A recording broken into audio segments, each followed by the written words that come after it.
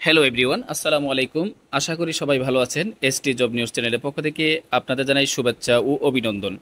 নতুন একটি নিউ বিজ্ঞপ্তি নিয়ে আপনাদের মাঝে আবারও হাজির হলাম। যারা এতদিন অপেক্ষা ছিলেন বাংলাদেশ সেনাবাহিনীর সার্কুলার নিয়ে, ভিডিওটি তাদের জন্য। ভিডিওটি স্কিপ না করে পুরোপুরি ভিডিওটি দেখুন।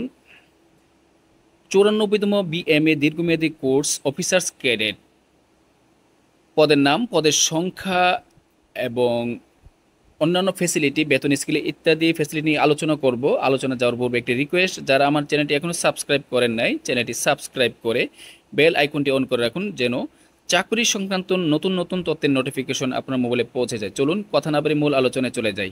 বয়স 1 জুলাই 2025 তারিখে 16 থেকে 21 বছর। এফিডেভিট বা হলফনামা গ্রহণযোগ্য নয়। সশস্ত্র বাহিনীতে কর্মরত প্রার্থীদের জন্য 18 থেকে 23 বছর। শারীরিক যোগ্যতা উচ্চতা পুরুষ প্রার্থীর জন্য 1.63 মিটার বা 5 ফুট 4 ইঞ্চি এবং মহিলাদের জন্য 1.55 মিটার অর্থাৎ 5 ফুট 1 ইঞ্চি।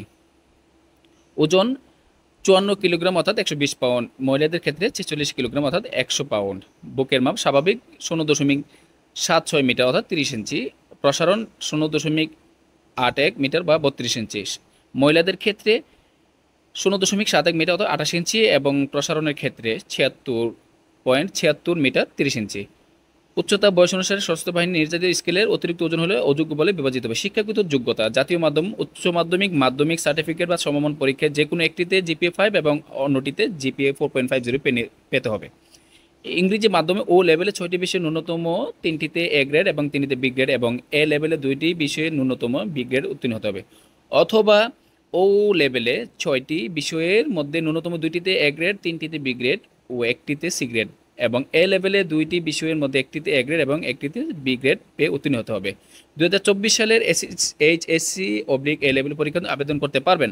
এক্ষেত্রে প্রার্থীদের ক্ষেত্রে অবশ্যই এসএসসি পরীক্ষায় জিপিএ 5.00 এবং ও লেভেলের পরীক্ষায় 6টি বিষয়ে ন্যূনতম 3টিতে এ গ্রেড ও 3টিতে বি গ্রেড সমমান থাকতে হবে।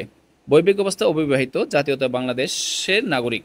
অযোগ্যতা সেনা নৌ বিমান বাহিনীতে অথবা যে কোনো সরকারি চাকরিতে বরখাস্ত বা অপসারিত বা স্বেচ্ছায় পদগ্রহণ তাদের জন্য অযোগ্য হিসেবে গণ্য হবে।